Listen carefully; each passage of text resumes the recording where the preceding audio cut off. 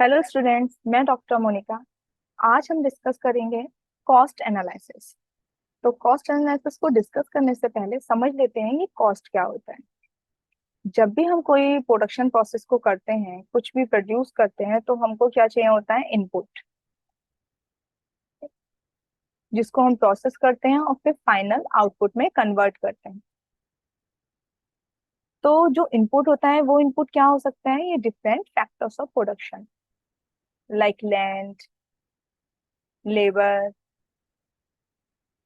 Capital and entrepreneurship. ठीक है। तो इन फैक्टर्स ऑफ प्रोडक्शन को एक्वायर करने के लिए हमें कुछ एक्सपेंडिचर करना पड़ता है। ठीक है, हम जो वो खर्चा करते हैं उस खर्चे को हम कहते हैं कॉस्ट। तो कॉस्ट क्या हुआ? It refers to the monetary expenditure which a firm has to incur in order to purchase or hire the factors of production. So, what is the cost analysis?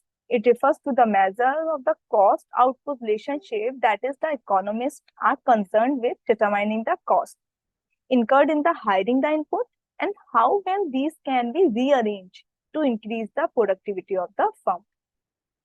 अब अगर बात करें इन कॉस्ट की, तो ये तीन तरह की हो सकती है: explicit cost, implicit cost, cost and opportunity cost. अब हम वन बाय वन इनको डिस्कस कर लेते हैं कि इम्प्लिसिट, एक्सप्लिसिट और अपॉर्चुनिटी कॉस्ट क्या होती है। एक्सप्लिसिट कॉस्ट वो कॉस्ट होती है जिनको हम मॉनेटरी फॉर्म में, जिनका हम पेमेंट करते हैं और जिनका रिकॉर्ड भी रखते हैं अपने यहाँ, अपने अकाउंट्स में। ठीक है। इम्प्लिसिट कॉस्ट वो कॉस्ट होती है जिनका हम कोई रिकॉर्ड नहीं रखते हैं और जिनका हम मॉनेटरी फॉर्म में पेमेंट कर नहीं करते। फॉर एग्जाम्पल, अगर मैं बात करूं इम्प्लिसिट कॉस्ट का, तो इम्प्लिसिट कॉस्ट में कि मान लीजिए कोई सैंपल मुझे जयपुर भेजना है, तो मैंने क्या किया कि हो सकता है हमारे कोई रिलेटिव्स वगैरह या मैं खुद जा रही हूँ जयपुर तक, तो मैंने वही अपनी कार में रखवा लिया और फिर वहां को ड्रॉप कर दिया। तो इस तरह से मैंने कोई ट्रांजेक्शन कॉस्ट उसमें नहीं लिखी रिकॉर्ड्स में, ना ही इसका पेमेंट मॉनेटरी फॉर्म में किया, क्योंकि मैं ऑलरेडी वहां जा रही थी। लेकिन मैंने खुद के रिसोर्सेज तो इसमें यूज किए। तो इम्प्लिसिट कॉस्ट क्या होती है? जिसमें मैं उन प्रोडक्शन प्रोसेस के लिए खुद के रिसोर्सेज यूज कर रही होती हूँ। हालांकि अलग से कोई खर्चा नहीं कर रही हूँ, लेकिन मेरे खुद के रिसोर्सेज में इन्वॉल्व हो रहे हैं जिसका मैं रिकॉर्ड नहीं रखती हूँ। लेकिन एक्सप्लिसिट कॉस्ट क्या होती है? जिसका मैं डायरेक्टली मॉनेटरी फॉर्म में पेमेंट भी कर रही हूँ और रिकॉर्ड भी रख रही हूँ।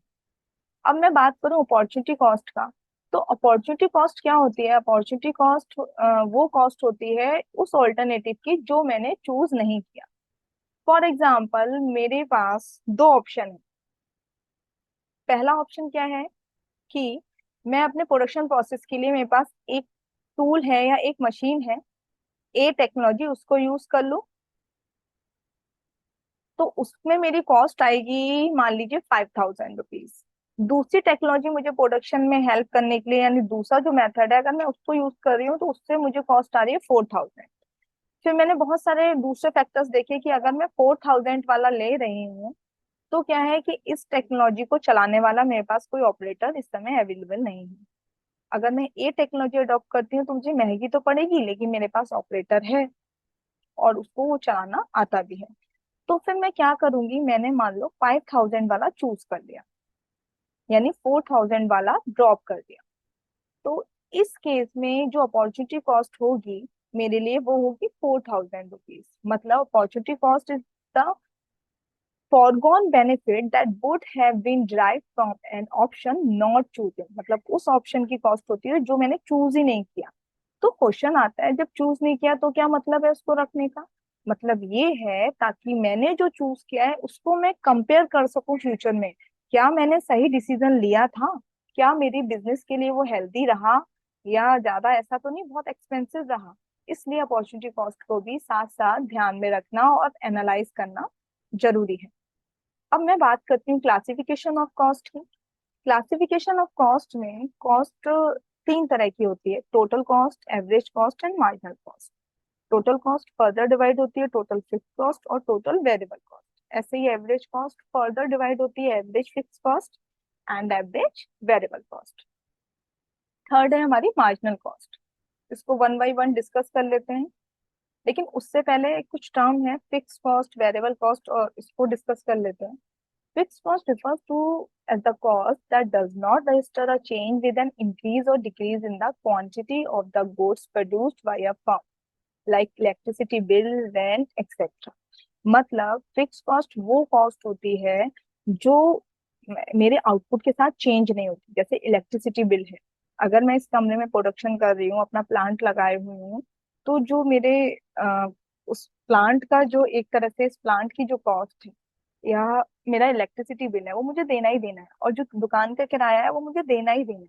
चाहे मैं एक क्वांटिटी यानी एक प्रोडक्ट बनाऊं, चाहे दो प्रोडक्ट बनाऊं, चाहे एक भी नहीं बनाऊं, बट ये मुझे कॉस्ट देनी ही देनी है। तो ये कॉस्ट हुई फिक्स्ड।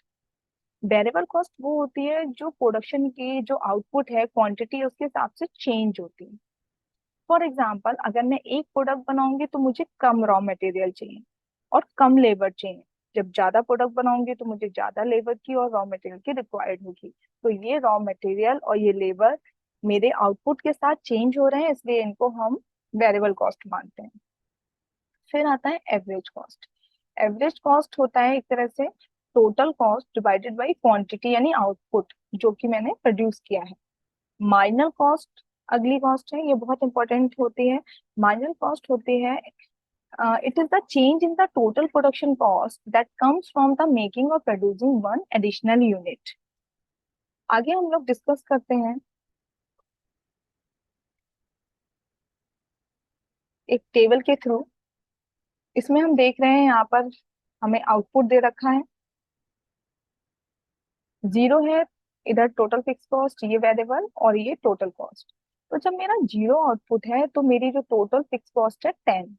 मतलब मैं कुछ भी ना बनाऊं तो भी इलेक्ट्रिसिटी बिल और कमरे का जो किराया है, मतलब प्लांट की जो रॉयल्टी है, वो मुझे देनी ही देनी है। फिक्स कॉस्ट जो मेरी है 10 है, लेकिन जीरो आउटपुट की वजह से वेरिएबल कॉस्ट भी जीरो है, क्योंकि ये मेरे आउटपुट के हिसाब से चेंज होता है। जैसे जैसे मेरा आउटपुट चेंज हो रहा है वैसे वैसे फिक्स कॉस्ट तो फिक्स है बच्चों, लेकिन मेरी जो वेरिएबल कॉस्ट है वो भी चेंज हो रही है। अब अगर बात करूं टोटल कॉस्ट की, तो ये इनका एडिशन होता है। तो 10 + 0 टेन, 10 + 10 20, 10 + 18 28, 10 + 24 34, एंड सो। इस तरह से हम टोटल कॉस्ट को कैलकुलेट करते हैं। चलिए अब इसकी ग्राफ को भी देख लेते हैं। जब हम ग्राफ की बात करते हैं तो सबसे पहले हम यहाँ पर टोटल फिक्स कॉस्ट, ये रेड वाला आपको दिख रहा है, ये है। इसमें क्या है बच्चों की, ये फिक्स कॉस्ट सेम जो हमारी कॉस्ट है वो रहेगा, चाहे मैं आउटपुट एक प्रोड्यूस करूं, चाहे दो करूं, चाहे तीन करूं, चार करूं, पांच करूं, लेकिन मुझे यही फिक्स कॉस्ट देनी पड़ेगी। वेरिएबल कॉस्ट, जब मैं कुछ नहीं प्रोड्यूस कर रही हूँ तो जीरो है, जब एक कर रही हूँ तो बढ़ रही है, दो कर रही हूँ तो और बढ़ रही है, तीन पे और, इस तरह से चेंज हो रही है। ये ग्रीन वाला जो टोटल कॉस्ट का कर्व है, ये पहले फिक्स कॉस्ट से ऊपर से बनेगा, क्योंकि इतनी कॉस्ट तो बच्चों देनी ही देनी है, चाहे कुछ भी आप ना बनाए। बाद में जैसे जैसे वेरिएबल कॉस्ट का कर्व चेंज हो रहा है, टोटल कॉस्ट का भी कर्व चेंज हो रहा है, क्योंकि total cost is the combination of total fix cost and total variable cost. I hope आपको समझ में आया होगा। अभी हमने टेबल से भी समझा था। आगे बात करते हैं बच्चों मार्जिनल कॉस्ट। मार्जिनल कॉस्ट क्या होता है? एडिशनल कॉस्ट होता है। ठीक है, तो ये मुझे आउटपुट दे रखा है, ये टोटल कॉस्ट दे रखा है। मार्जिनल कॉस्ट अगर मुझे निकालना हो तो हमने क्या फॉर्मूला था, टोटल कॉस्ट n-1। पहले केस में n-1 यानी पुरानी वाली कोई कॉस्ट है ही नहीं, तो हमने डैश लगा दिया। दूसरे के केस में TCN हो गया प्रेजेंट कॉस्ट यानी 20, एंड TCN- हो गया पुरानी कॉस्ट यानी 10। 20 - 10 हो गया, तो आ गया 10। अगले वाले क्या केस में TCN यानी प्रेजेंट कॉस्ट हो गई 28 और पुरानी कॉस्ट हो गई 20, तो हमारी मार्जिनल कॉस्ट आ गई 8। ऐसे ही 34 - 28 तो 6, 38 - 34 4। इस तरह से हम मार्जिनल कॉस्ट को कैलकुलेट करते हैं। चलिए अब इसके भी ग्राफ को देख लेते हैं।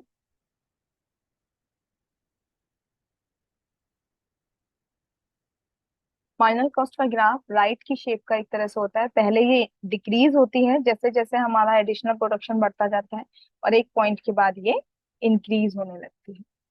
अब इसके रिलेशनशिप को समझ लेते हैं टोटल कॉस्ट के साथ। जब मार्जिनल कॉस्ट मेरी डिक्रीज हो रही है बच्चों, क्यू पॉइंट तक, तब मेरी टोटल कॉस्ट भी जो है हमारी, जो मेरी टोटल पूरी कॉस्ट है, वो मेरी कैसी हो रही है, डिक्रीजिंग रेट से इंक्रीज हो रही है, यानी हल्के हल्के इंक्रीज हो रही है up to the point Q, क्योंकि मेरी मार्जिनल कॉस्ट भी डिक्रीज हो रही है।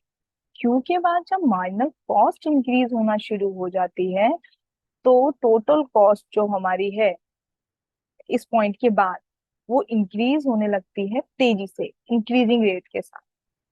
तो ये एक तरह से क्यू जो है हमारा पॉइंट ऑफ इन्फ्लेक्शन है। पॉइंट ऑफ इन्फ्लेक्शन का मतलब ये है कि total cost stops increasing at the increasing rate because MC touch it's lowest point. मतलब इसे पॉइंट ऑफ इन्फ्लेक्शन इसलिए कहते हैं कि इस पॉइंट पे एमसी यानी मार्जिनल कॉस्ट सबसे कम है, लोएस्ट पॉइंट पे है। ठीक है, आगे हम बात करते हैं। ये हमारा टोटल कॉस्ट से हम एवरेज कॉस्ट निकालना है। इसमें एवरेज कॉस्ट के फॉर्मूले की हेल्प से हम इसमें निकालते हैं। फिर ये हमें आउटपुट दे रखा है, ये टोटल फिक्स कॉस्ट है, टोटल वेरिएबल। अगर मुझे टोटल फिक्स कॉस्ट से एवरेज फिक्स कॉस्ट निकालना है, तो मैं इसका फॉर्मूला लगाऊंगी total fix cost divided by Q. अगर मुझे टोटल वेरिएबल कॉस्ट से एवरेज वेरिएबल कॉस्ट लगानी निकालनी है, तो फॉर्मूला लगाऊंगी total variable cost divided by Q. तो पहले वाले केस में 10 था हमारा फिक्स्ड, क्वांटिटी थी एक, तो फॉर्मूला लग गया 10 डिवाइडेड बाई 1, तो 10 आ गया। ऐसे ही इस तरह से निकाल लेंगे। अगला ऐसे ही 10 डिवाइडेड बाई 2, तो ये आ जाएगा। 18 डिवाइडेड बाई 2, तो ये आ जाएगा। इस तरह से हम एवरेज कॉस्ट कैलकुलेट करेंगे। इनके ग्राफ देख लेते हैं आप एवरेज कॉस्ट के। एवरेज फिक्स कॉस्ट जो है हमारा, पहले तो डिक्रीज होता है जैसे जैसे हमारा आउटपुट बढ़ने लगता है, लेकिन वो एक टाइम के बाद ये डिक्रीज तो होता है, लेकिन कभी भी एक्स एक्सिस को टच नहीं करता। मतलब कभी भी एवरेज फिक्स कॉस्ट निगेटिव नहीं होता, ये एक टाइम के बाद एक्स एक्सिस के पैरेलल चलता रहता है। अगर एवरेज कॉस्ट कर्व की बात करें एक तरह से, तो ये यू शेप होता है। मतलब ये ग्रीन वाला आपको एरो देखना है, जैसे जैसे हमारा आउटपुट इंक्रीज होता है तो ये पहले डिक्रीज होता है, इसे कहते हैं इकोनॉमीज ऑफ स्केल। फिर क्यू पॉइंट पे ये सबसे मिनिमम पॉइंट है, इसका लोएस्ट पॉइंट है, इसे प्रोडक्टिविटी एफिशिएंट कहते हैं। ये मिनिमम पॉइंट है कर्व का। उसके बाद इस पॉइंट के बाद भी अगर मैं अपना प्रोडक्शन बढ़ाती हूँ, तो मेरा जो एवरेज कॉस्ट है वो इंक्रीज होने लगती है। ये रेड वाला एरो है, इसे डिसइकोनॉमीज ऑफ द स्केल कहते हैं, जो कि हमारे बिजनेस के लिए अच्छी नहीं है। The curve will be U shaped and the lowest point will be the Pareto efficient point. ये पॉइंट आइडेंटिफाई करता है that the output producing the lowest average cost, सबसे लोएस्ट कॉस्ट प्रोड्यूस कर रहा है हमारा आउटपुट, जो कि हमारे बिजनेस के लिए बहुत अच्छा है। अब अगर रिलेशनशिप की बात करूं मैं एवरेज कॉस्ट और मार्जिनल कॉस्ट की, जो कि कभी कभी शॉर्ट नोट्स में आ जाता है एग्जाम्स में, तो जब मेरा एवरेज कॉस्ट एक तरह से, यहाँ पर आप देख रहे हैं इस पॉइंट पे डिक्रीज हो रहा है, तो जब मेरा मार्जिनल कॉस्ट डिक्रीजिंग मोड में है, यानी जब मार्जिनल कॉस्ट डिक्रीज हो रहा है, तो वो एवरेज कॉस्ट को भी नीचे अपनी तरफ खींचेगा, यानी एवरेज कॉस्ट भी डिक्रीज होने लगेगा। ये जो लोएस्ट पॉइंट है, इस पे एवरेज कॉस्ट कांस्टेंट है, सबसे कम है। इसके बाद जब मार्जिनल कॉस्ट बढ़ने लगेगा, ये आप देख रहे हैं ना, मार्जिनल कॉस्ट बढ़ने लगी, उसके बाद मार्जिनल कॉस्ट के बढ़ने के साथ साथ एवरेज कॉस्ट भी इंक्रीज होने लगेगा। तो एक तरह से कहें तो दोनों, अगर मार्जिनल कॉस्ट एवरेज कॉस्ट के रिलेशनशिप की बात करें, तो ये एक लिमिट तक एक सा बिहेव करती हैं कि मार्जिनल कॉस्ट जब डिक्रीज होता है, तो वो एवरेज कॉस्ट को भी अपनी तरफ स्ट्रेच करता है और वो भी डिक्रीज होने लगता है। और जब मार्जिनल कॉस्ट इंक्रीज होता है, तो एवरेज कॉस्ट भी उसके साथ इंक्रीज होने लगता है। लेकिन हर बार हर एक कंडीशन में ये अप्लाई नहीं होता, लेकिन जनरल जो एस्पेक्ट है वो यही है। तो इस तरह आज हम लोगों ने कॉस्ट को डिस्कस किया, उसके डिफरेंट डिफरेंट एस्पेक्ट को डिस्कस किया, डिफरेंट टाइप्स को डिस्कस किया। आई होप आपको समझ में आया होगा। तो इसी तरह सीखते रहे और जुड़े रहें और पढ़ते रहें। Okay, thank you.